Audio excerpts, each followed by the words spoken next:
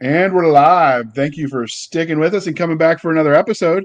So, hey, all you crazy sci-fi and fantasy fans, it's time for your daily dose of shenanigans over here at the Blasters and Blades podcast. Just three nerdy veterans geeking out over our science fiction passions and fantastical fantasies. A place where magic is king, the sky is the limit, and space is the place. We are the podcast that puts the fun in this function. So, without further ado, we're going to let our guest, who used to hang out with us when we were the Sci-Fi Shenanigans, Mr. Yakov Merkin. Can you introduce yourself and tell me how to say your name right? Because I'm sure that's not it. Yeah, you were pretty close. Well, first of all, thanks for having me again. I know it's been a while since I was with you last time. But yes, I mean, technically the proper way to pronounce my first name is Yakov, like the A is in like ah. Um, Okay. but otherwise, I mean, I'm a independent science fiction and fantasy writer. Been keeping pretty busy since my first book came out in 2017. I've published 13 novels of varying lengths and funding on Kickstarter the next 5 now. So, and first series was more sci-fi. Second series now is more fantasy because I enjoy both and I can't make up my mind which one to focus on. I can relate to that. All right. So the next part of the introduction, dear listeners, how we first met them. So I actually found Yakov. Oh, I butchered it. I'm just going to keep trying and we'll go with it and blame it on being hard of hearing. But we met a long time ago when we were both first starting out writing on the various author, like newbie author chats. And I just think both of us being Army veterans, we just had sort of something to talk about. Although you didn't serve the same army I did, so it's was fun because you were in the Israeli army. It's fun to hear how Yeah. much was despite being in different countries at different times, like how much of the experience was common about being in the military, regardless of what flag you serve under. There's some like that just it's interesting to me. So Yeah, lots of the memes are the same memes, just reskinned for the different, unit names. yeah, and there's always that one guy who just like the Carl, the idiot who sniffed glue as a kid. That guy, there's always one of those. Yeah. And what's the expression? If you don't think there was, that guy was you. All right. So before we get started, I have to do this, sir. So the religion question: Star Wars, Star Trek, or Firefly? It's hard to say because I've kind of soured on a lot of these classic franchises lately, but most of my life I would have said Star Wars, followed closely by Star Trek, depending on I don't know if my mood or depending on which era of the franchise we were in at the time. I think my sci-fi is definitely more Star Wars and Star Trek inspired. So I mean, but not by a huge degree. So Okay. I've heard, and we've had this discussion on different episodes where people have said part of the love of Firefly is the nostalgia because it ended so soon, and that had they kept it going, we would have been just as jaded on that one too. yeah, entirely likely. Because eventually they all get to the jump the shark moment where they have the musical, and it just goes downhill from there. Yeah. All right, and because we're polytheistic, Game of Thrones, Lord of the Rings, or the Wheel of Time? Probably Wheel of Time in terms of at least in terms of how much time I've invested into it and how likely I'm to go back to reading. I mean, movie wise, obviously, the Lord of the Rings films far outclass the Wheel of Time TV show that recently came out.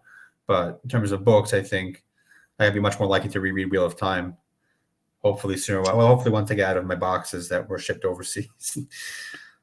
So the one bad thing about the Wheel of Time versus the Lord of the Rings movies tried to keep closer to the lore. Yeah, So there was more coherent narrative because it was as it was written.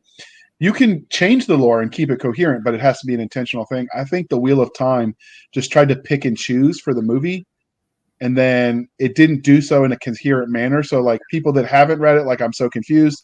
People that have read it are like, wait, changed all the good parts and nobody was happy. yeah. I mean, season one of Wheel of Time was probably one of the worst adaptations of a series that I liked that I've seen. And I don't know how it got another season, let alone I think it's renewed for season 3 already. I don't know. I guess Yeah. Amazon sunk enough money into it that they're sunk cost fallacying it to just keep it going as long as they can because They're like, you will like yeah it, dang yeah somehow we'll make a profit off of this. it. So, all right. But because we here at the Blasters and Blades like both the fantastical and the scientific, what was your first love, sci-fi or fantasy? Probably sci-fi because I grew up watching original Star Trek, and then of course Star Wars shortly after that. Well, I've always read more like fantasy in the way of books, but in terms of more visual media like movies, TV, and video games, it was more sci-fi than fantasy for most of my life. So I know you were raised in the U.S. and then you went to Israel to serve later in your life. Well, later in your life, like you're that old. Yeah, But was I this was is for the the army. So is the sci-fi fantasy scene there different than America, or is it pretty much the um, same as what we're getting? it's hard to say exactly. I mean, it's obviously smaller because it's a much smaller country. But beyond that, in terms of what people like, I think it's relatively similar. I mean, I'll see people on the street, with occasionally with Star Wars shirts, things like that. And when I go to conventions, like there's plenty of people cosplaying. I mean, conventions I mostly see actually anime cosplays, the ones Okay, I've been to. So okay. yeah, I mean, people seem So to like the big stuff. The same amount that people like the big stuff overseas, and also bigger franchises are more likely to have been translated, for different okay, languages. So there's more accessibility for those, I guess, too. that makes sense. So, what was your first memory of engaging in speculative fiction as a genre? Was it watching those Star Wars movies as a kid? Was it reading books, playing video games? Like, where did you discover the genre? Well, probably it goes back to Star Trek again, because my parents are both like big Trekkies, like original series fans.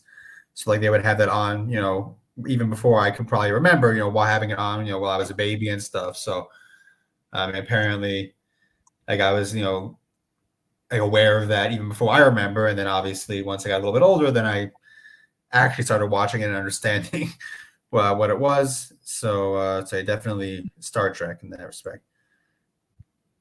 Okay. The so what is it about speculative fiction, the large umbrella genre, that you love so much?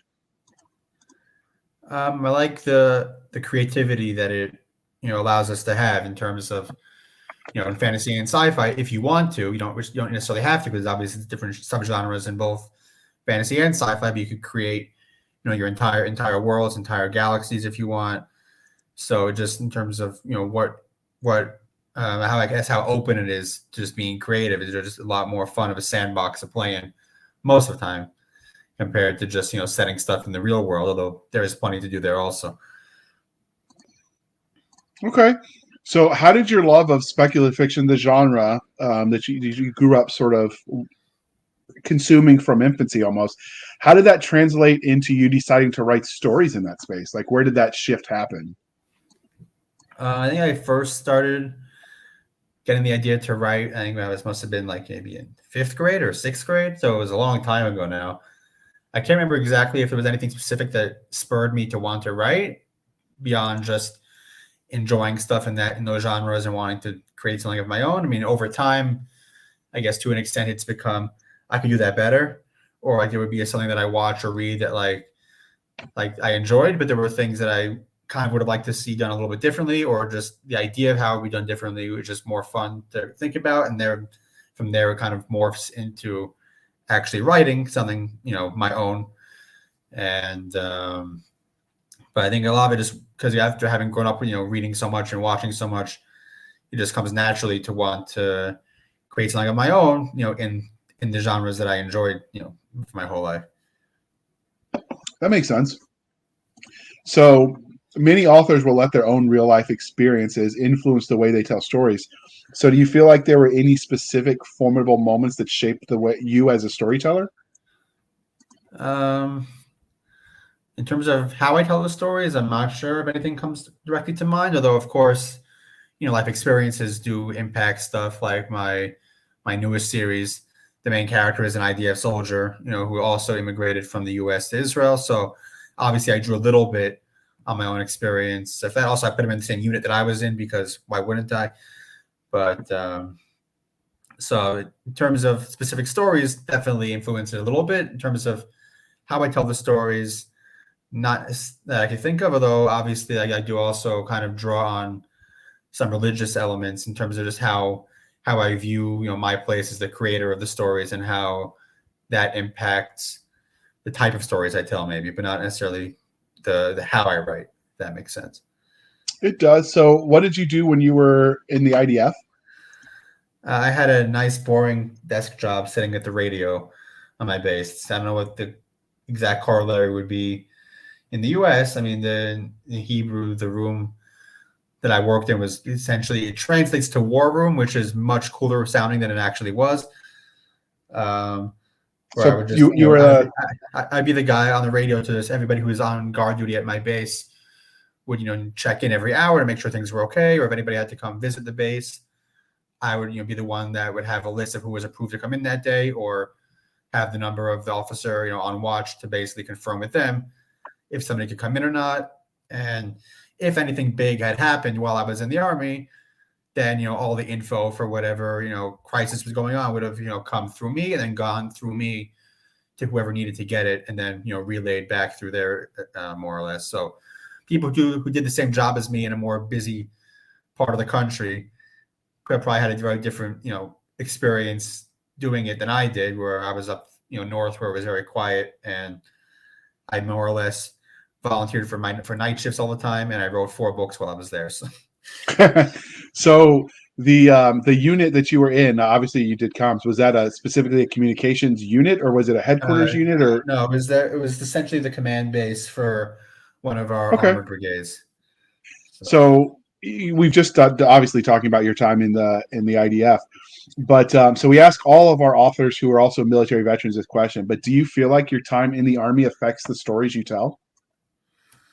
Yeah, doing like it said, it's hard to say in a more general sense, but obviously, it did influence my current project, fairly directly, and obviously gives me more of an appreciation for, military aspects of things that someone who's never been in the military wouldn't pick up on without, looking into it, deliberately, like, that whole joke about, what military grade actually means, or how militaries function or don't function.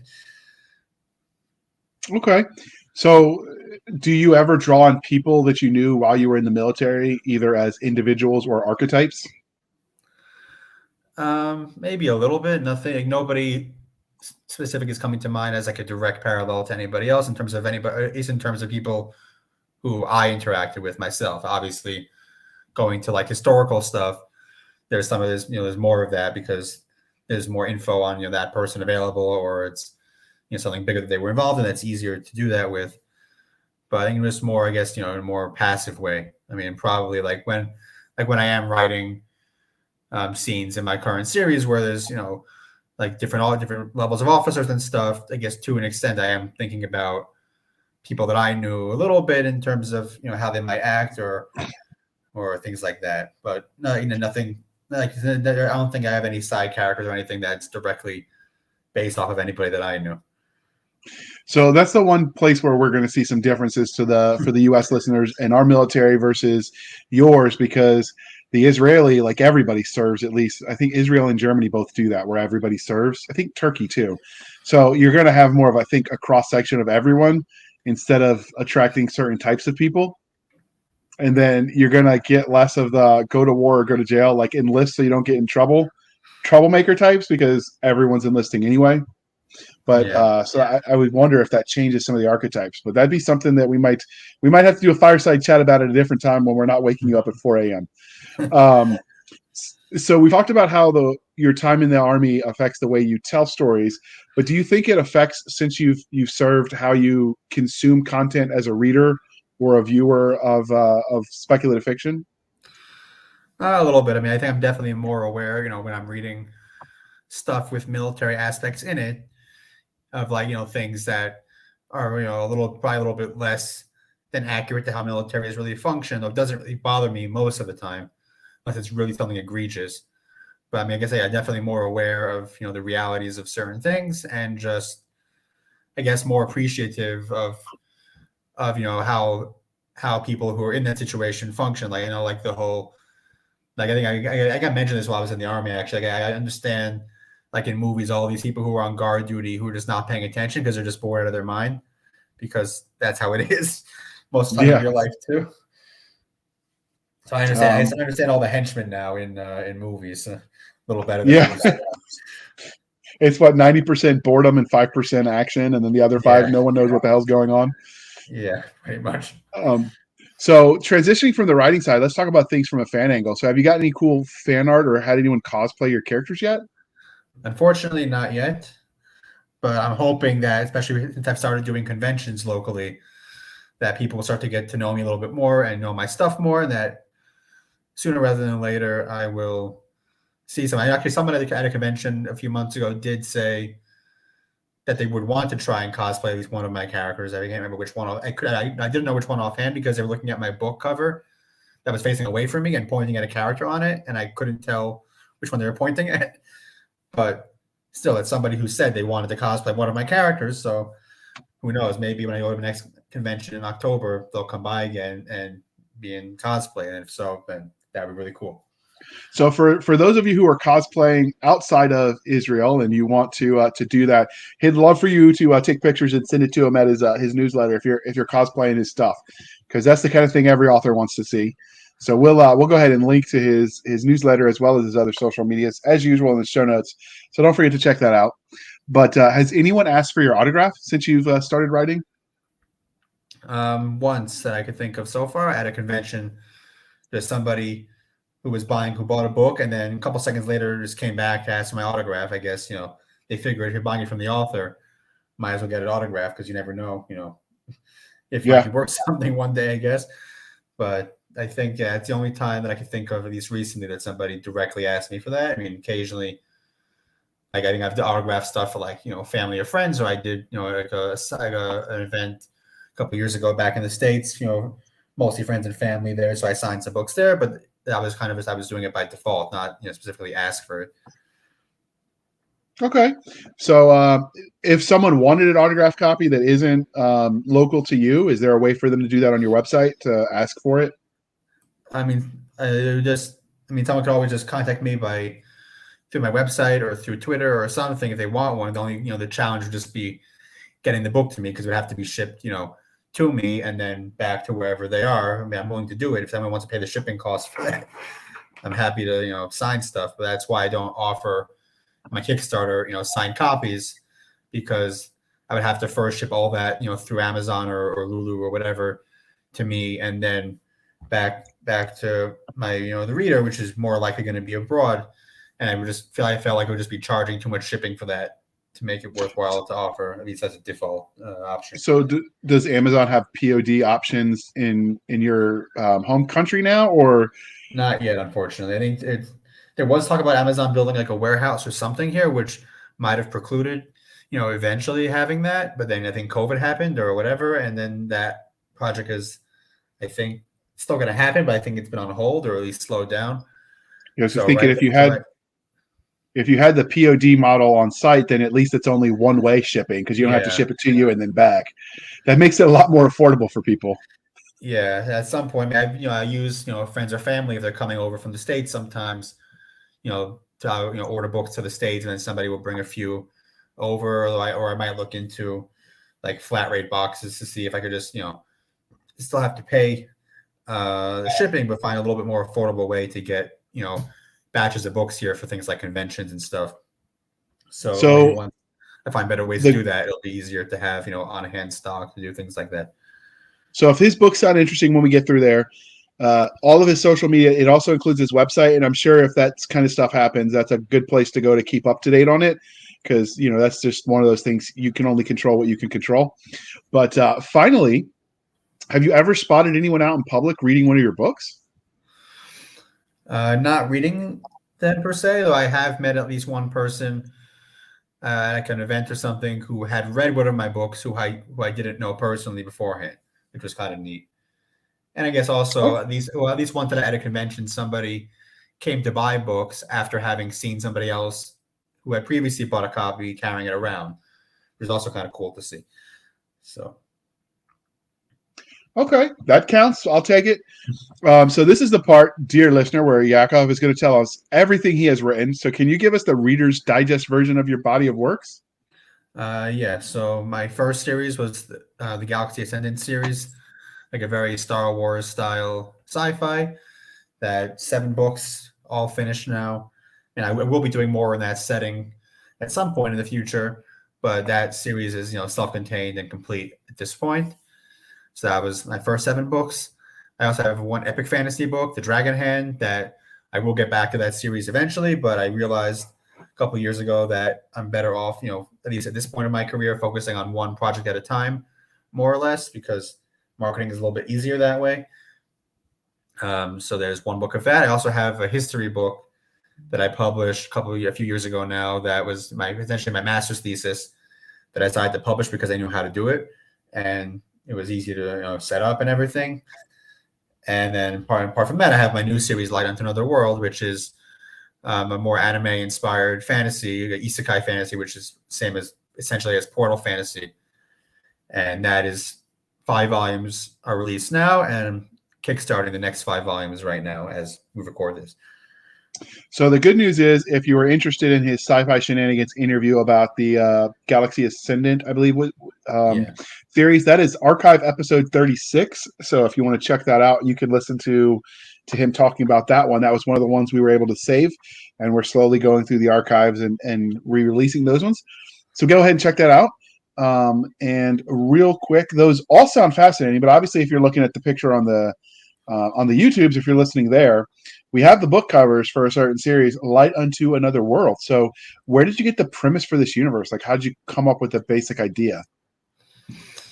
Well, this series came about a little bit more. Well, it was kind of a mix of inspirations. One was I had gotten back into anime a couple of years ago, I think in late 2019 or something like that. And so some of the stuff that I ended up watching was, fantasy stuff. And there's, it's pretty popular genre these days in anime of, essentially portal fantasy, isekai, where somebody from our world ends up in a fantasy world and gets involved in adventures over there. And while it's a fun genre, it's also a genre where you could do a lot of different things. Like a lot of the stuff that comes out and that gets big, or is, the popular shows are kind of lowest common denominator stuff, where, very, generic or very repetitive, and, especially with the main character archetypes they're usually essentially the same person, just with a slightly different, design in terms of their personality, or they're also very passive characters. And so I got the idea, wouldn't it be interesting to write this kind of series with the main character who's a little bit more proactive, or who has some kind of life skills beyond being like a gamer or as a nerd. And so Right. that, from there was a quick jump, to making him a soldier, and then obviously making him an Israeli soldier, because that's something that I knew well enough to put in. And also I realized no one else would do that kind of story but me. So I was like, okay, well, who else would do it? So I'll do it and make it work. Okay. Well, before we dig too deeply into this fascinating series, because that is obviously, if you're looking at the screen, what we are here for, we're going to pause for a moment where we shamelessly shill for the man. Mythic heroes throughout history tamed creatures of lore to fight alongside them. Video games took up the mantle, and for decades, players adopted beasts for companions. Some had tigers, others lions, dinosaurs, some even had dragons. So when my consciousness was transferred into the most realistic virtual game ever created, I chomped at the bit, hoping to befriend a great beast to fight at my side. And what did I get? A porcupunk. Who needs a dragon anyway?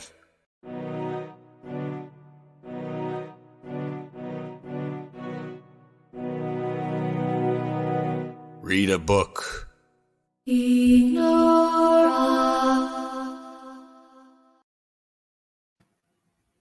So if you are listening and not viewing that commercial, the graphics were amazing, and he was showing us his book covers when you were getting the musical interlude at the end.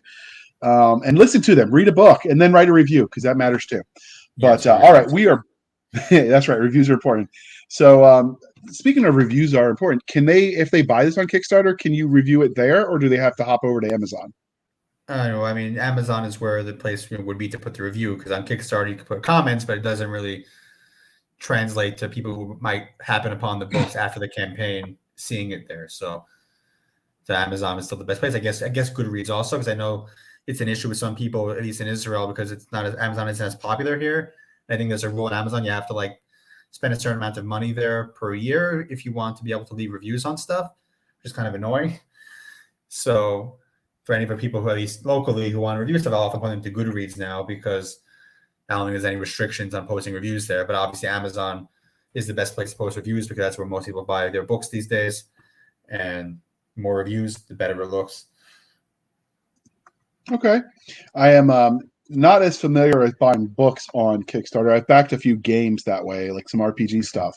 But I didn't even realize people were doing books. I heard, like, obviously we've talked about Galaxy Ascendant when you did that. And I was like, oh, that's a niche thing to do. And then Brandon Sanderson did it, and everybody's doing it. And it's just like, oh, okay. Yeah. So will this be coming out in audio as well?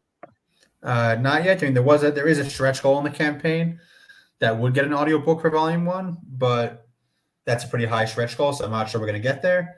But at some point, I would love to do audio. It's just a matter of, if making it worthwhile in terms of how much it costs to make one versus how many people I would expect to buy one. But it would definitely be a fun thing to do, at some point. May or may not be now. So I'm going to zoom in on some of these individual covers so people can see them. So where does what's the story behind this art? Because I do think it's amazing. I could definitely see these as a poster on my son's wall. He's into the anime stuff. So like I've seen this kind of image before, but what was the inspiration for your art? Well, a lot of it was, anime itself. Like I said, I was watching a lot of anime, especially fantasy anime, over the last couple of years. And so when I was going to do this series, I knew I wanted to do it in that aesthetic, and also I think it would be a little bit easier to market because people like this kind of art style these days, beyond just this genre, and it'd be fun to do. Also, it's a little bit more affordable in terms of, artist cost for making covers like this for the series than it was for my other series. I guess because of the style, or because of other aspects, but because these are shorter books, I didn't want to spend, quite as much per cover for books that are half as long as I did for my Galaxy Ascendant series or the Dragon Hand. And yeah, but mainly was a genre thing because I was inspired by, the anime stuff in the first place. So it just made sense to keep that style for my series. What is the length of these books? I do like the detail where you have the Star of David from the Israeli flag up on the armor. Like the attention to detail your artist did is on point. Yeah, he's been amazing to work with for the last series. I mean, he puts more thought into some things than I put into it. Like the thing on my characters in the previous cover, the one where they're standing. I don't know. This one? Go back. No, the one with this one. Like the thing on his arm, like on his right forearm, like that. He has it. My artist made like a whole little like layout design for that, like a bit more thought into it than I put in terms of how that little mirror could pop, that little lens could pop up on his arm. Because he has my character has the ability to use light magic, so at some point he realizes, if I could put make a powerful enough light behind the lens, I could kind of create a little heat ray. And so my artist to draw that for the on his outfit, he came back with like a whole much more detailed design for it than even I thought of when I was first concepting it as a piece of equipment for the series. So, okay. I'm liking some of this art. We'll go through that and we'll get back to talking about it. Like I'm digging the art. The Conquistador helmet is I'm digging it.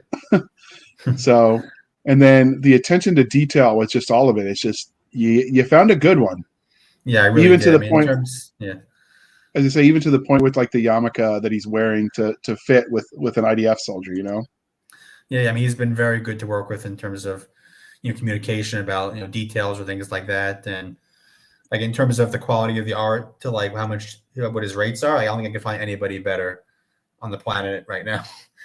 So I'm working with him on other projects too after the tour. I'm going to kind of be doing both at once. I'm actually working on a manga project, a comic for hoping to start with that next year, but that's a little bit further down the line. But he's gonna be doing that also with me because I just enjoy working with him that much. Anything that I do in this style, I want to stick with the same guy. It's really been a good experience.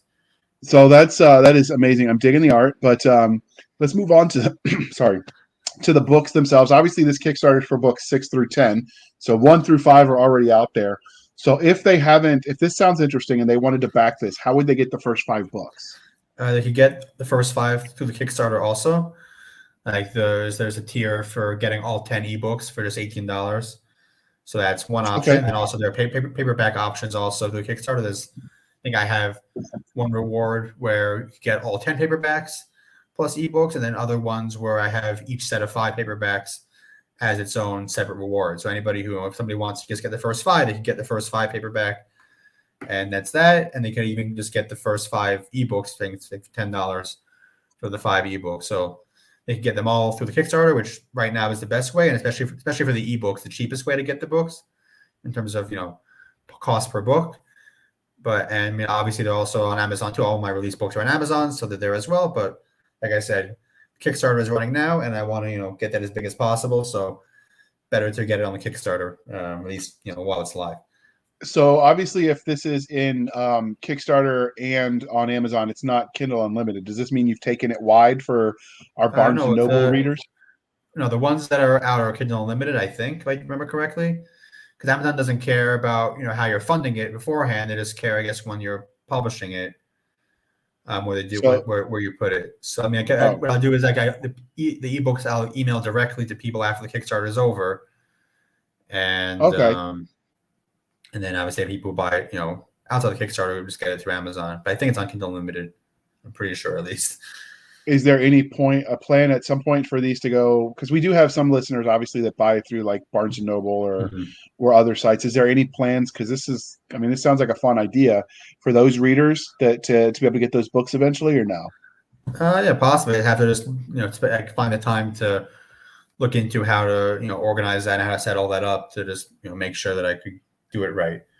But I definitely want to make it as available as possible for anybody who wants to read it, because more the merrier. So how long roughly is each book? Like you said these were shorter than your Galaxy Ascendant book. So how long are they? Yeah, each book is about 50,000 words, so about 200 or so pages each. Okay, that's not too bad. So that's a pulp novel era size, if you're familiar with those, dear listener. So what would your 30-second elevator pitch for this series be?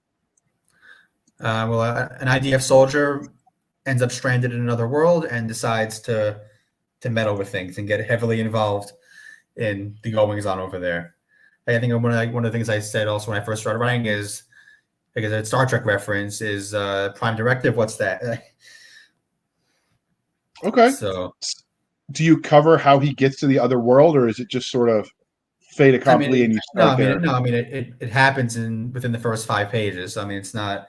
I don't dwell on it too much. I mean, essentially, not a spoiler. Essentially, a portal opens up and pulls him in on the way to base one day, one Sunday morning, and then a thing opens, pulls him in, and then it closes behind him, and then he's there.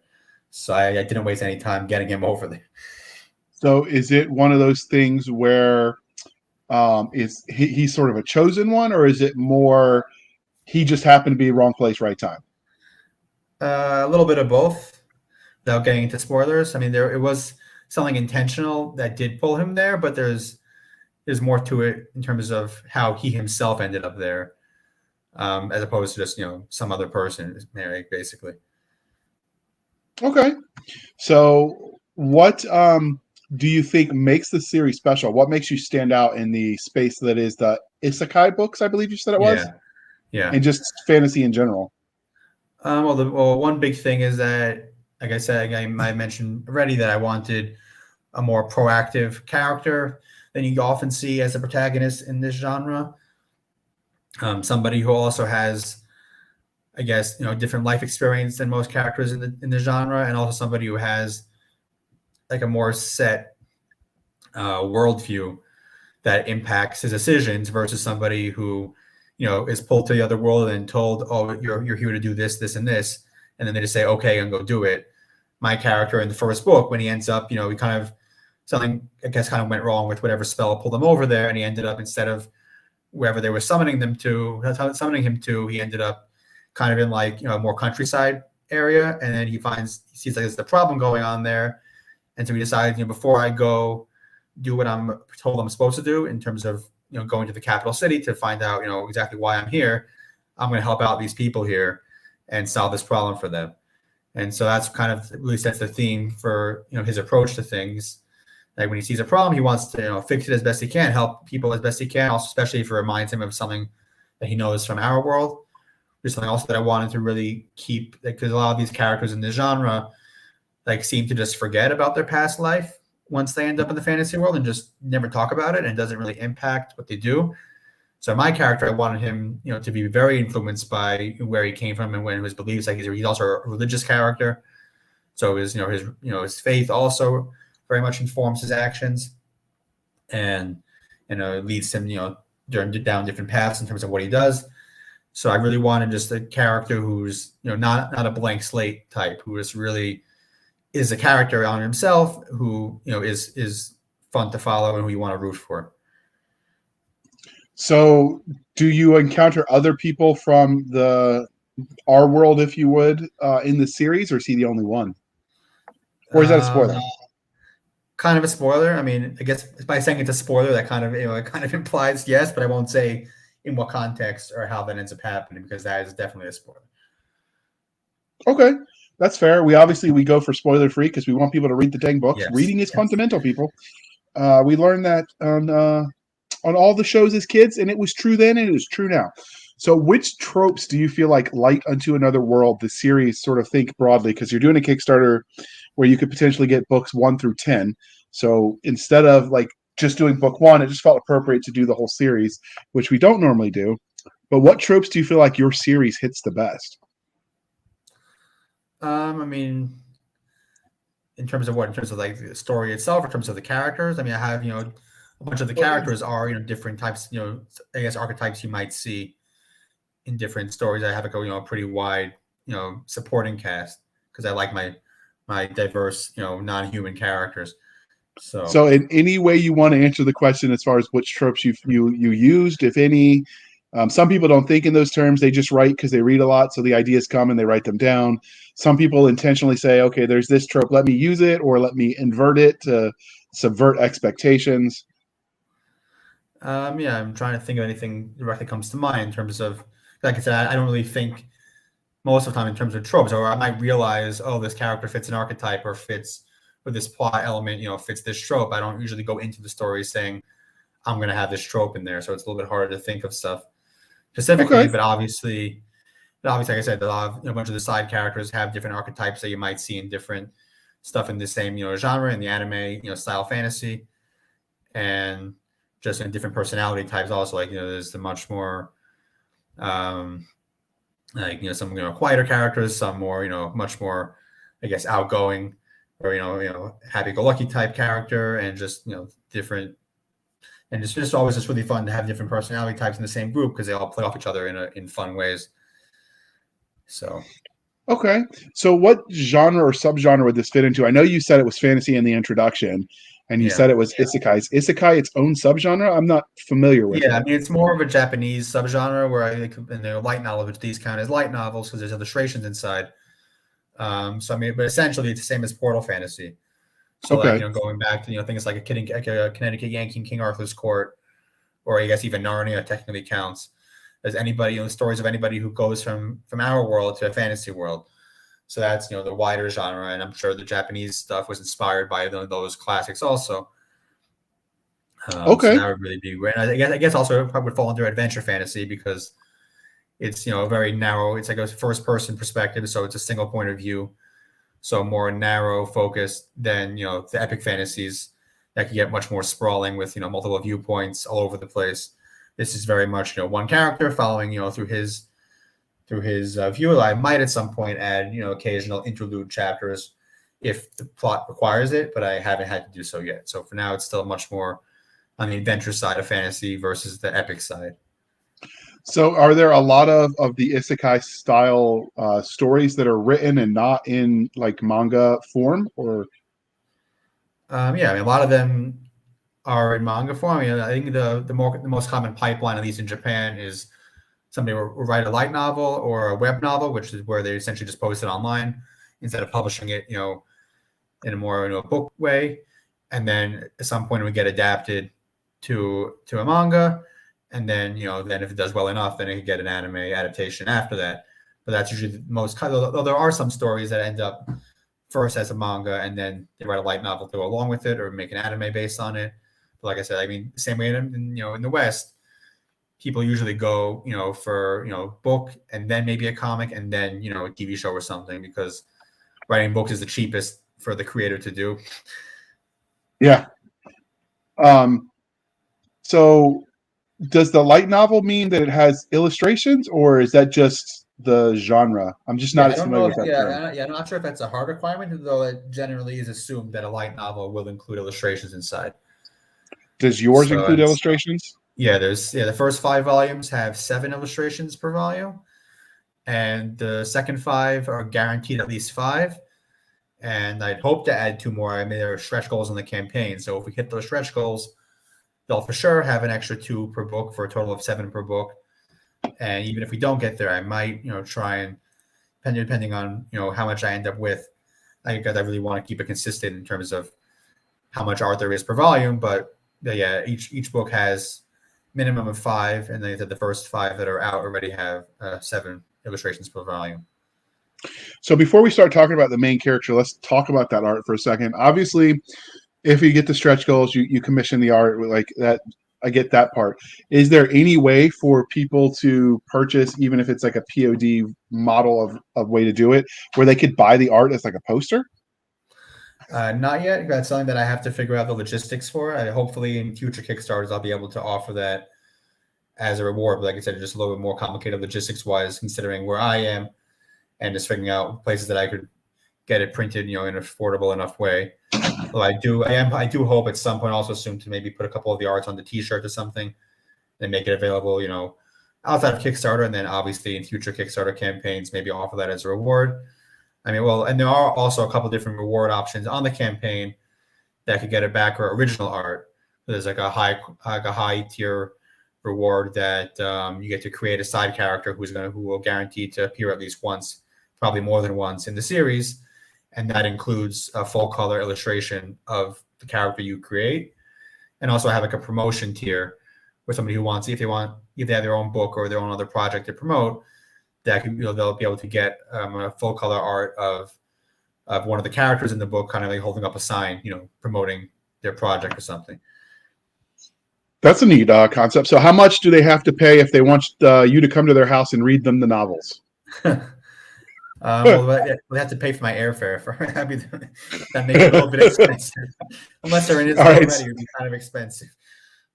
All right, so let's talk about the story itself. So you've given us a little bit about the main character, but what do you think makes him unique in the crowded field that is Isekai fiction? Well, mostly, like I said, his proactive nature. That he's on a guy who's going to be like, okay, I'm brought to this world and I'm told by people who brought me here who I don't know to do X, Y, and Z. Like his first action when he gets there is like he sees a problem at a place where he first essentially lands. And he's like, hey, well, I'm not going anywhere until I help you with this because it kind of reminds me of something that I've seen back home. And like on this world, I'm not held back by, the government or military, red tape. So he realized that he has the opportunity to really make a difference without anybody stopping him in terms of, in a legal sense, at least, that he answers to. And so he decides to get involved in that. And that really kind of snowballs, without spoiling anything, into, whatever other stuff he gets into down the line in terms of, the other conflicts that emerge starting at middle of, I guess, maybe book 2 or book 3. Well, kind of book 1, but it kind of really escalates in more in book 3, where things go past the point of no return in terms of the main conflict of the series. So how much time? Oh, go ahead. No, and also that he's a religious character. Usually, you don't see characters like that in really any fantasy these days, let alone this type of fantasy. So I wanted him to be religious, and that openly religious, which informs his actions and his decisions that he encounters. Also, kind of makes things a little bit some other challenges for him in terms of Jewish law and what he's allowed to do. Like there are things that he could eat, things that he can't eat, and other stuff like that. In terms of I'm going to it too much in detail in the books because I don't want to overload readers who aren't Jewish with that stuff, because I want it to be accessible to everybody to read. But it's there, and I said that's like nobody else would do this but me, because I don't know anybody else that I could think of who's religious Jewish who's writing this type of stuff. So that was also fun to add in terms of it gives him another dimension to him, and also it does impact story elements beyond just background things eventually. So Yeah, I wouldn't even like, of all the things I would have thought as a plot complication, it never would have occurred to me to the dietary restrictions. But it makes sense that the Jewish character would need to keep kosher, and I mean you'd have the same issue if it was a Muslim character with halal. yeah. But the average rank and file, like, that's just not something that even occurred to me to consider. So that alone, I think, makes you stand out. Yeah, like I said, this is the first fantasy series where I have Jewish character with a yarmulke on, on the cover. I don't think I've ever seen it before. So it's like that's part of why I did. Also, I wanted to vary, what he's wearing. So some covers he has his helmet on, some he has nothing on. But I wanted a few where he has, the yarmulke on because I never saw that before, and I'm in a position where I could do it, so I'm going to do it. I like it. So how much time does he spend angsting over whatever, family, loved ones that he left behind? Because obviously he had a life that he left. Yeah, I mean, he doesn't spend too much. He is like a practical kind of guy where he's, he understands, his situation. He's not going to let himself kind of get bogged down and being like, about things that he can't really control at this point. But obviously it does come up. Like, I mean, it's mostly in the first book where he's like, where he's first realizing, oh wait, I might be stuck here forever, and I have no idea how I'm going to get back. So it comes up a bit, and and then later on, occasionally, it'll come up, now and again sometimes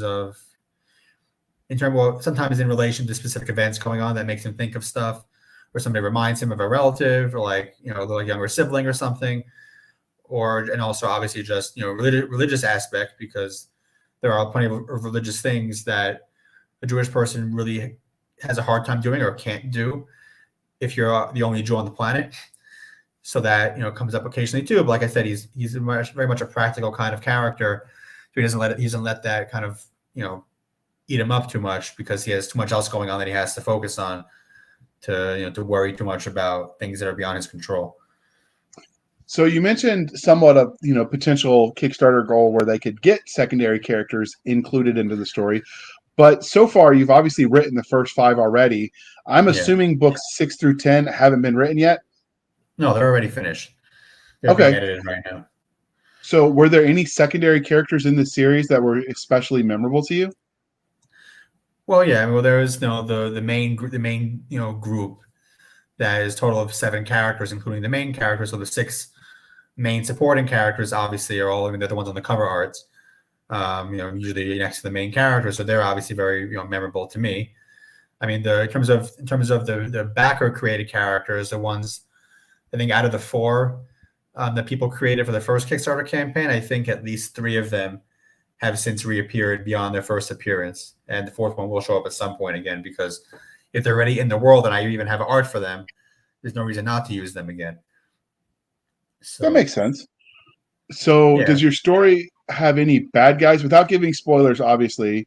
And what can you tell us about the antagonist for the story? Yeah, there's a few. I mean, there's a few that get introduced at the end of book 1, which I can't really go into because details about them would be considered spoilers. Then as the story goes on and the conflict escalates, there are more villains that end up being pulled into it, more powerful villains. And I kind of wanted to have a bunch, because there are a few villains who I wanted to be reoccurring, throughout much, if not most, of the series. But I didn't want them to become, the type of villain who shows up every week and gets defeated every week. So I wanted to, introduce some more villains as I went on, so I could have, some books focus on one villain in particular, or, some new villain, gets introduced at the end of a book or something like that, so that I have a variety, so that you could have different conflicts with different villains, and some villains, who last just 1 book, some villains who last, 10 books and counting, some, who last 5 books. So I really wanted to have a variety there too, and also villains that are really hateable, and villains who are not idiots, because of this genre also, in a lot of the anime in the genre, there are often people I see criticize the villains as kind of, I guess, bland, or just kind of, I don't know if one note is the best way to put it, but kind of just they're not particularly menacing, or they're not as hateable as you might like from a villain a lot of the time. So I really wanted very hateable villains who might believe they're doing the right thing, but as far as the main character is concerned, there's really nothing redeemable about them most of the time. And villains who are legitimate threats, who are not idiots. I mean, they might still lose, but they're not going to be doing something completely stupid. which always kind of annoys me when villains are just that dumb. Yeah, the too stupid to live ones. Yeah, Yeah. I get you there. So what is your main character's name? I don't think I ever asked that. So what is his name? His name is Uriel. Okay. Which is an intentional, like, thematic thing, because Uriel in Hebrew essentially means God's light. And so I gave the character, magic that lets him control light, and the title Light Unto Another World. So I kind of, leaned into that theme a bit with my character's name. That makes sense.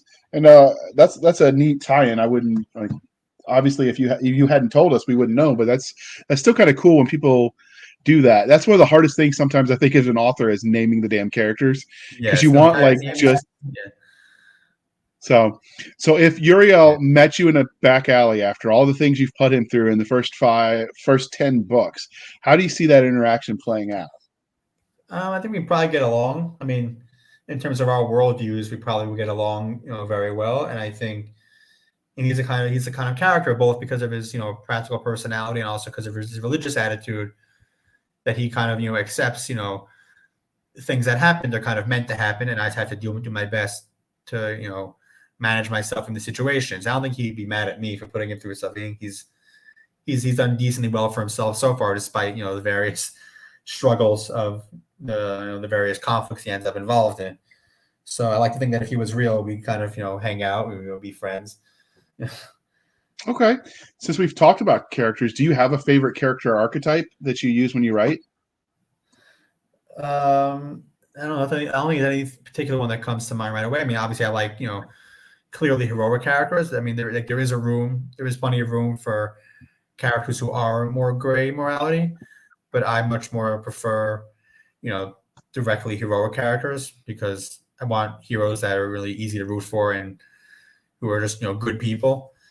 So I guess if that's an archetype, I guess that counts. I mean, I like having different side characters who have different backstories, like some who have, more mysterious backstory that kind of gets unveiled over the course of the series, or, the more I guess sarcastic type side characters who just, play off the main character in entertaining ways. And then the more, I guess, more earnest, more, soft-spoken side characters who also might have, a more, maybe not a more violent side, but who have like a different side to them that, the nice person who if you ever manage to piss them off, kind of gets scary. Okay. So for the Uriel, when he was going to work and he got pulled over, did he bring anything with him, like equipment wise? I don't even know if you would have had your rifles on you, or would that have been in the armory? Yeah, he would have, and he did, because he was in his life on our world, he was a tank commander. So in tank, and any combat soldier in the IDF, generally speaking, carries their rifle, when they're off base also and off duty. So yeah, he did have his gun. He had, whatever ammo he had on him, and whatever else he was carrying in his backpack at the time, going to base for planning to be there for a couple of weeks. So he has, that's another thing he has to deal with, early in the series, is he has, a modern, like an M4, M16 type rifle, but he only has, a few dozen bullets, because he only carried a couple of, the standard in the idea is you carry 2 magazines on you when you have a gun. So you have one that's either, in the gun or strapped to the gun, and then another one in your pocket or in your bag. And so he basically has, nearly, I guess, would be 30, but in the IDF also, at least until recently, the convention was to keep 29 in the magazine, because I guess there was a train of thought that it would keep the springs a little longer if you don't fully load it all the time. I don't know how true that is. I think it's kind of going away with. But so you would have, at least 58 bullets, plus maybe some spares that kind of, were hiding out in his bag somewhere. But so, early on, he has to realize that I can't use this to solve all my problems, because I'm going to run out of bullets before I realize it. So he has to, adapt a little bit more to weapons of this world. Plus, as you can see in some of the book covers, there are, other firearms that he helps introduce to this world, because he doesn't care about the prime directive, as, they have in Star Trek. He's like, if I have the knowledge how to make, flintlock weapons, because I grew up in in a more like rural-ish, like Pennsylvania, and we grew up around guns. I know how they work and how to make them. and they would help me out over here, I'm going to make them and tell my friends how to make them also, because you might need them. Okay. So the were the guns? So the guns were something that he introduced, or did they already have them? Because there's a lot that goes into making them too. Yeah, no, he introduced them because he had me. I set it up into the plot that he had. I mean, it's not really a spoiler that he had been planning like a project when he next went home to kind of just build something from scratch. He's also kind of enjoyed like the American Revolutionary period, so he kind of knew a lot about the guns from that period in particular, and the various components that you need to make it and how they function. And then this world was advanced. The fantasy world was advanced enough that they had, black powder or something close enough to that would work for the guns. So all it really would take was for him to, show them how to make effective weapons to use it in, and then get the ball rolling. Okay, that's still cool. I like that idea. Yeah, it's fun to have a character who could use their knowledge from our world, on the fantasy world, to bring whether it's different ideas or different weapons in that could impact the future of that world, basically.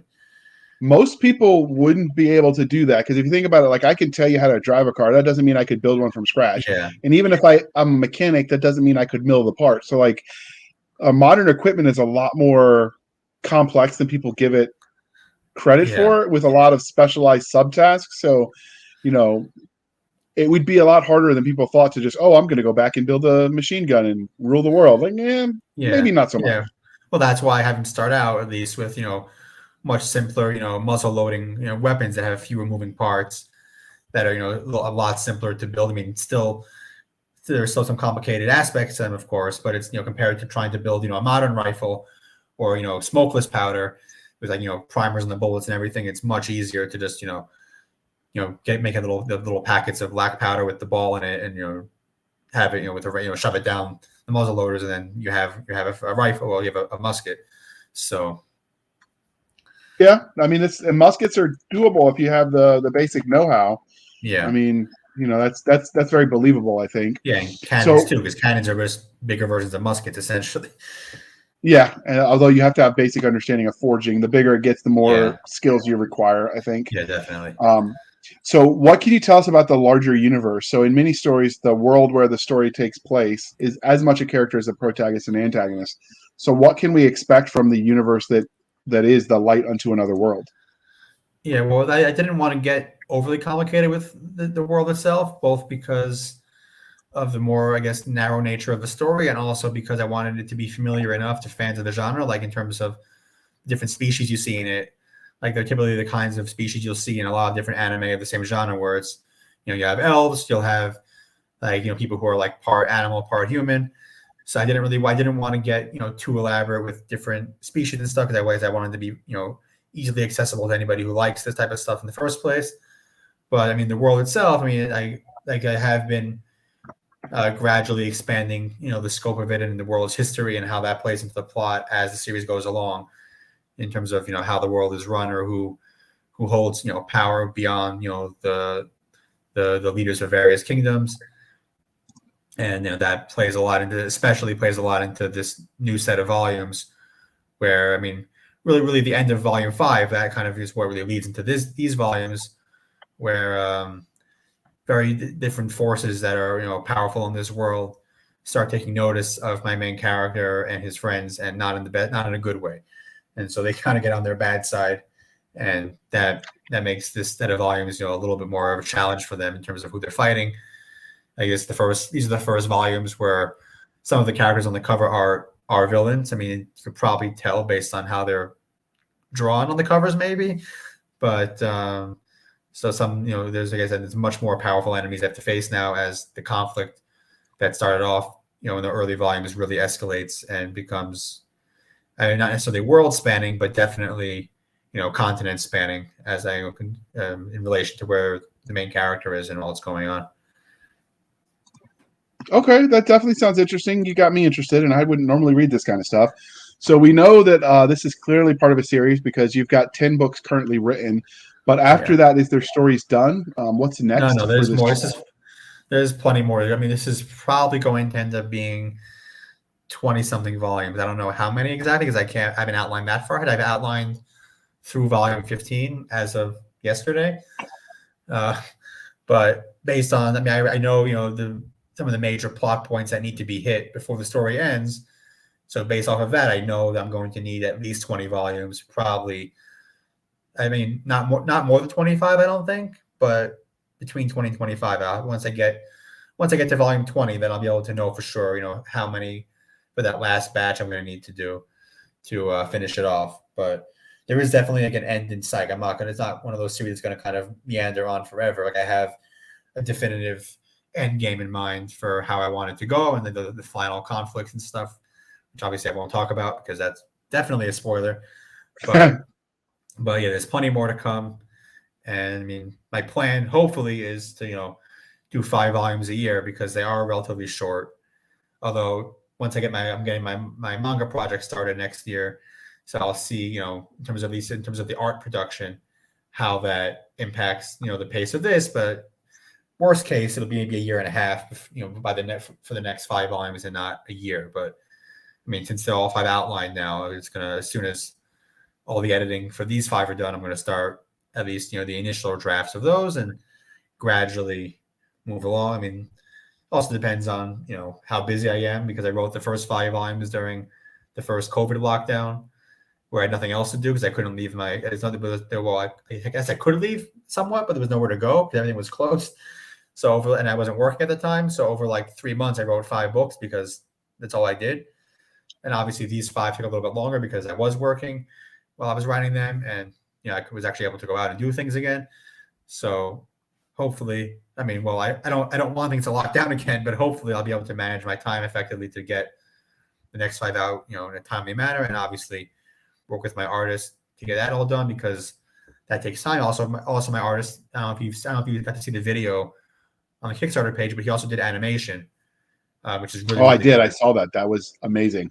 I even linked to the Kickstarter, obviously for a reason, because we want people to back it, but the video was just too cool. Yeah, I mean, once I realized that he does animation too, I was like, yeah, I'm going to get you to do something for us, even though it took quite a bit longer than both of us thought it was going to take for various reasons, but it was worth it. I mean, I think I don't know what the rates are on Kickstarter of video watches, but over 40% of people who watch the video finish the entire video, which is, I think, a pretty good percentage. And over almost 100 people have watched the video. So, I mean, that's pretty good, I think, because I mean, it is, meant to be eye-catching. Also, it helps, if I'm running ads with the video in it. It's also another way to catch more eyes.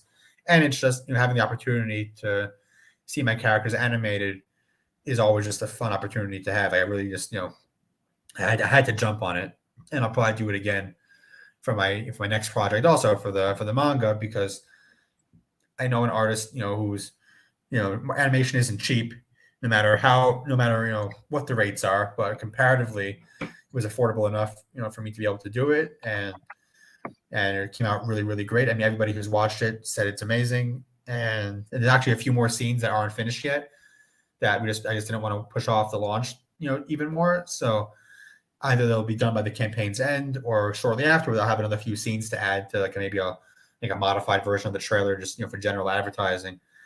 But yeah, it's been a lot of fun seeing them come to life in that way, because usually you don't get to see that unless you get Magic TV adaptation or something, or fans do it or whatever. So I was really lucky that I was able to see this happen myself, and especially relatively speaking, early into the project's life. Yeah, absolutely. So what kind of technology and magic can we expect? Obviously, you mentioned light magic from Uriel, but what kind of tech and magic can we expect? Magic-wise, I think they kept things a little simple in terms of there's a lot of elemental magic. And the magic on this world is mostly vocal cast, so they have to the spells that go with it, pretty simple spells, spells that mostly essentially describe what you're doing. Although I did add one little twist in it where there are spell requirements force you to use what the magic considers your ancestral language. So for Uriel, he has to use Hebrew to use his magic. Okay. And on this world, also the different species, if it's an elf using magic, they have to use their language, and the other species will use whatever the more standard language of the planet. And if anybody else from our world happened to be on this planet, they would have had to use whatever language the magic determines is their ancestral language. So and then beyond that, I mean, like I tried to be a little bit more open about what it could do. I mean, there's limitations on like certain, like most mages, of how much they could do per day, but that could be affected by how powerful the spell is and things like that. And certain, the more powerful mages obviously could do more powerful stuff, more until they're out of energy. And but there's no like video game mechanics or anything like that. So I wanted to get away from that. A lot of these Isekai stuff in Japan use a lot of video game mechanics because I guess it makes certain things easier, but it kind of bothers me a lot because it doesn't feel like a real world as much unless it's supposed to be a video game. Like there are some shows where the main character is pulled into a video game where it makes sense that the mechanics are the mechanics of the game. But if it's not explicitly a game world, I don't really like the game mechanics because it doesn't make the world doesn't feel quite as alive when you have that. So I wanted it to be, a little bit, I guess, a little bit of a softer magic than I've had in my other fantasy book, I guess, if that makes sense. It does. So of all of the magic that you have, is there any one type of magic that's used in this book that you'd want for your daily life here? Sure, I can make use of any of it, to be honest. But I mean, obviously, well, the one that would have the biggest impact, I think, in our world was probably healing magic, because that would revolutionize healthcare. Though obviously, it would be limited in how much it could be used because only certain people would have access to it because only the mages who could use it could use it. But that would be really, interesting to have. I mean, it would kind of affect power balances, and actually in this world now that I think about it. If certain countries control the access to it and things like that. But I mean, also obviously, being able to throw fireballs around would be kind of neat. And because who doesn't want to do that? Well, also it would be fun to have even the light magic that Uriel has, just because I intentionally wanted him. Because also this is actually another trope that I wanted to avoid in my series, because a lot of the Isekai come out of Japan, the main character is very overpowered to the point where there's not as much of attention in the series because the main character is so powerful that most of the enemies are not really a match for them, and also makes the side characters kind of useless a lot of the time because what are they there for if the main character could beat the enemies on his own? So I wanted to give him magic, but magic that requires him to be clever to figure out how to use it effectively. So like obviously you're not going to be able to blow up things with light magic, but you could find ways to use lenses or mirrors to kind of amplify it, to burn stuff, or you could bend light to turn invisible, or even just use light, in the middle of a sword fight to send off like a strobe light in somebody's face and blind them for a second while you kill them. So I mean, there's a lot of things you can do with it, but it requires you to be much more of a clever fighter than just a brute force. I have a fireball, I'm going to throw it in your face. So do you have, like you mentioned that the magic is used by whatever your ancestral language is. So I could think of lots of scenarios where your ancestral language might be one thing, but you might not speak it. So does that come up? Not with my main character, with Uriel, fortunately, he'd already, he's been in Israel for a little while. He's been in the army, so his Hebrew is good enough that it works. And I think technically his grammar might be a little bit off because I'm having the first book translated to Hebrew right now, actually, to make it easier to sell locally, because there are people who came up to me and said they'd love to buy it, but they don't read English very well. And so my translator did know at least one time where the way he said a phrase was technically, I mean, like in a technical sense, it's understandable what he means, but you wouldn't normally be said that way because he's not a native speaker, which I was totally intentional, I promise. Not my own non-native speaker getting into the series. But yeah, so if there was anybody else from our world, who for whatever reason didn't speak their ancestral language as the magic determines it, it would be a problem for them. Maybe I can't really get into more without spoiling things, but that might happen at some point where there's somebody from our world who has a little bit of a harder time because they don't speak whatever the magic wants them to speak. Okay, I could see that being interesting. So obviously, based on the art, you have fantastical creatures in your series. So what kind of creatures do you have? What can we expect to see? Well, in terms of the species, I mean, you have elves, you have what are referred to as demi-humans, which is also a standard species you see, like the part animal, part person, that you have in a lot of anime style stuff. So like I have a variety of those. I have one that's like a part human, part snake, part human, part cat, part human, part moth, and there are others that aren't necessarily on the covers that are in the universe or will show up later. And I have another character who was on the cover of Volume 6, the furthest on the left, well, my left on the screen, who is a species that I call a Flameborn, who's kind of made of stone and fire, which is based off of Magic the Gathering species, actually, from a number of years ago that they didn't do a lot with. And I was like, that looks cool. I want to use that. So I have those. There'll be probably a couple other ones that haven't appeared yet that will show up later. And also one of my characters is a shapeshifter who would kind of turn into like a beast, essentially. You can see her in the trailer, in the animated trailer, and she's on the last 2 covers of this set. One of them, she's actually in the middle of transforming, so you get a little bit of a taste of that. But otherwise, like as I said, there's the elves, and there are other humans in this world too.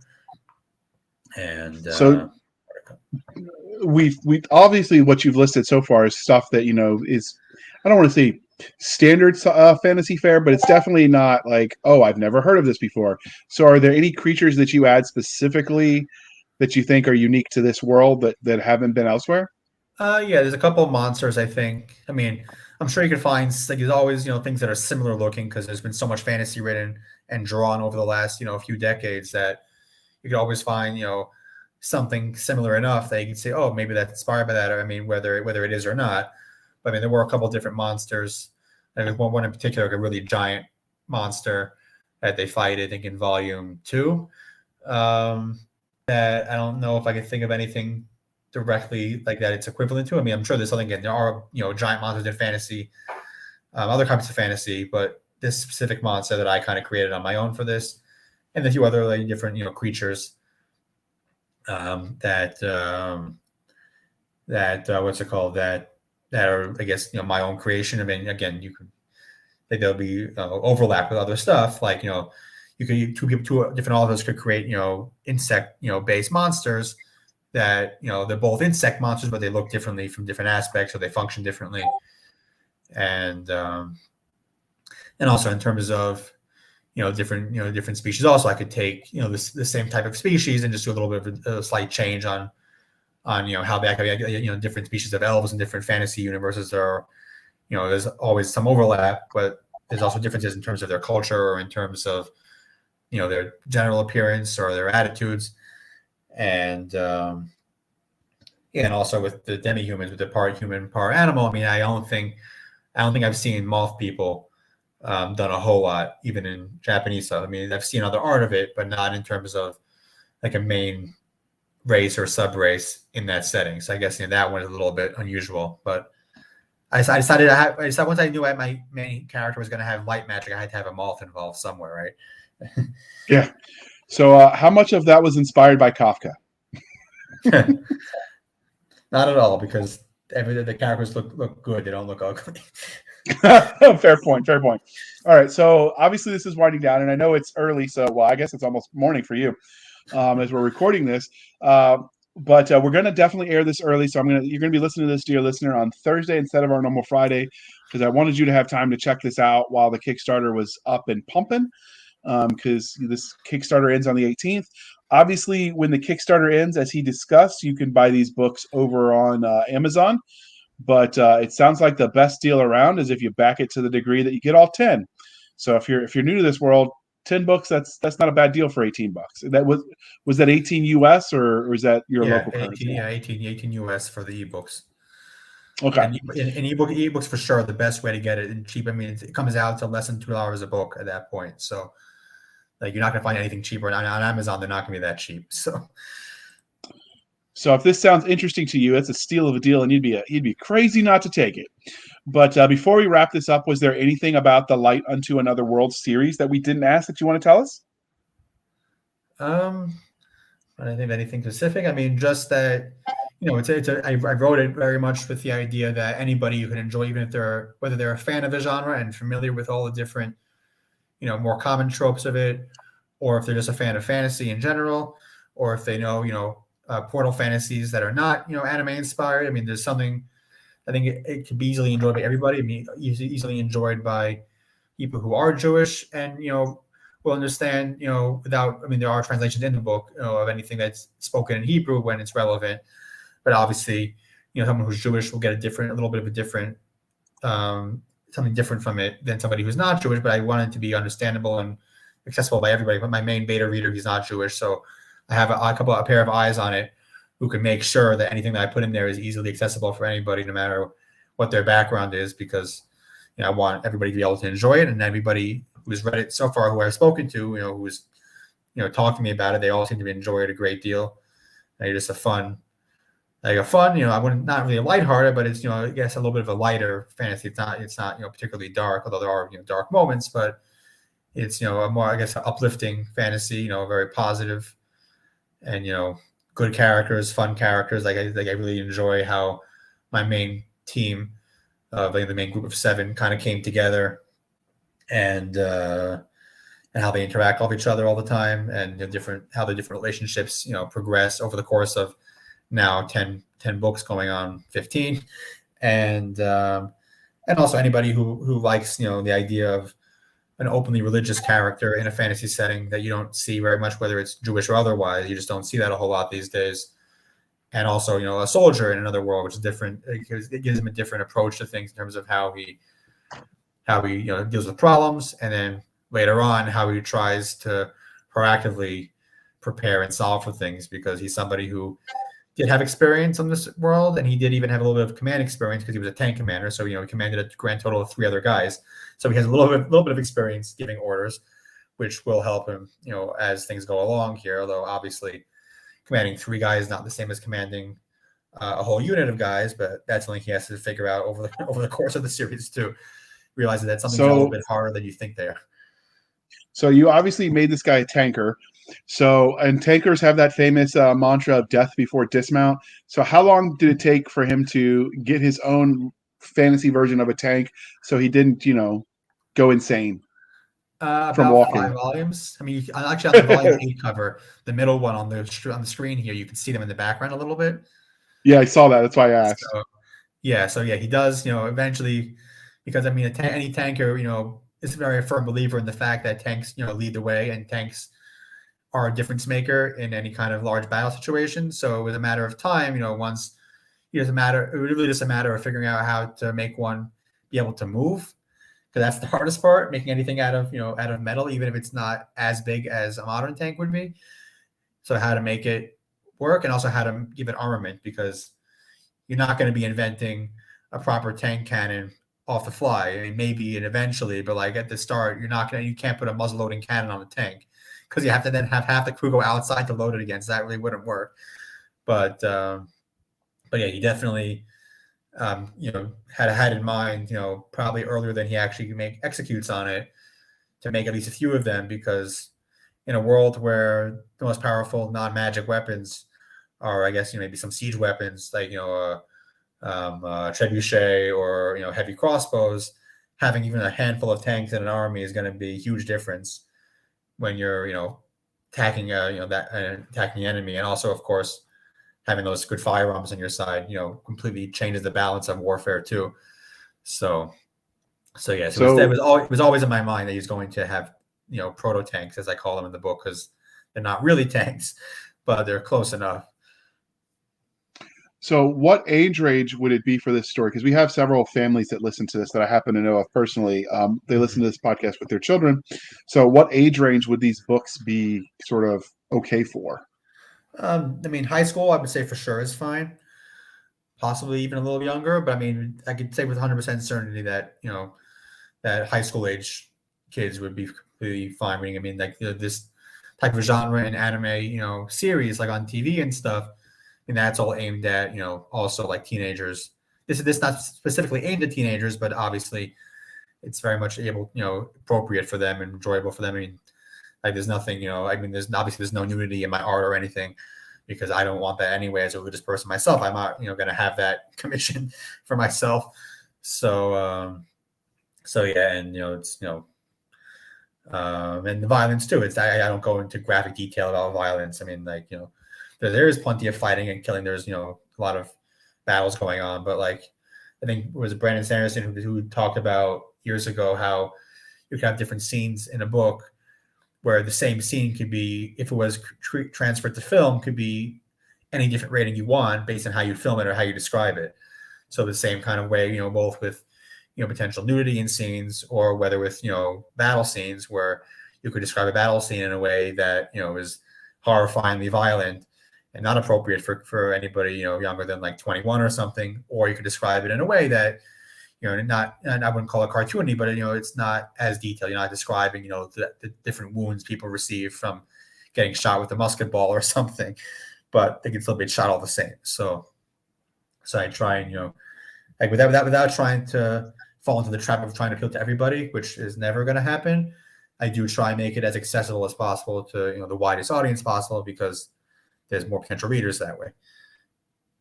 That makes sense. So before we let you go, dear listener, because we've asked all of our questions, and while we could keep talking about this forever, it's like 4:00 in the morning his time, so I'm going to cut the guy some slack. But obviously, please be kind and speak your mind. On the reviewing platforms, your reviews help the right reader find the right book. So if you buy these and like them, once they hop on over to the Amazons, go over and leave a review and tell everybody about it. He would greatly appreciate that. But Yakov, before we let you go, can you tell listeners how they can find you? And obviously, that will be in the show notes as well. Yeah, I mean, apart from the Kickstarter, obviously, there's my website, yakovmerkin.com, which is just my name. So I try and keep it easy. Twitter also is just my name, Yakov Merkin. Instagram is my only different one, where it's the novel Ninja, because I also trained for Ninja Warrior. Sci-fi, I thought it was a funny pun to put novel, because of the whole novel can mean books and also means new. So I kind of played a little bit of a pun in there. So I'm on Instagram also, and obviously Amazon. And also Patreon, where I have different possible reward tiers for people who support me on there. Like like one major thing for Patreon is new artwork and stuff that I could share. I mean, I can't share all the art because some of it's spoilery, but otherwise I share all of my art and animation stuff early for my Patreons. So that's a fun place to support me also, just for a few dollars a month, and get access to all of that, and potentially more depending on different tiers. And so that's patreon.com/Yakov Merkin, also just my name. So also pretty simple to remember. And I think that's pretty much all of my active or relatively active online locations right now. All right. So that's all in the show notes, dear listener. You can find us on Twitter at twitter.com/SF_fantasy_show. Again, Sierra Foxtrot _fantasy_show. You can email the show at blastersandbladespodcast@gmail.com, blastersandbladespodcast@gmail.com. You can find us on Facebook, where all the shenanigans happen, over at facebook.com/groups/Blasters and Blades Podcast. Again, /groups /Blasters and Blades Podcast. You can find us on our website at anchor.fm/Blasters and Blades. Again, anchor.fm/Blasters-and-Blades, where you can also support the show for as little as 99 cents a month. You can help keep the lights on, or you can support the show more directly over at buymeacoffee.com/author J.R. Handley. Again, buymeacoffee.com/author J.R. Handley. Be sure to put in the comment section that it's for the podcast. And I promise I will keep my co-hosts, Doc Cisca and Nick Garber, duly intoxicated. They will drink until their liver surrenders. That's a thing, people. And thank you for spending some of your precious time with us. For Nick Garber and J.R. Handley. Wait, I'm J.R. For Nick Garber and Doc Cisca, I am J.R. Handley, and this was the Blasters and Blades podcast. See, this is what Doc normally reads. But we'll be back next week at the same time, where we'll indulge our love of nerd culture, cheesy jokes, and all things that go boom. And if you want to hear the other interview with Yakov, check out Archive episode 36, people. It's worth it. It's fun. And he talks about his ninja experience. So have a wonderful evening.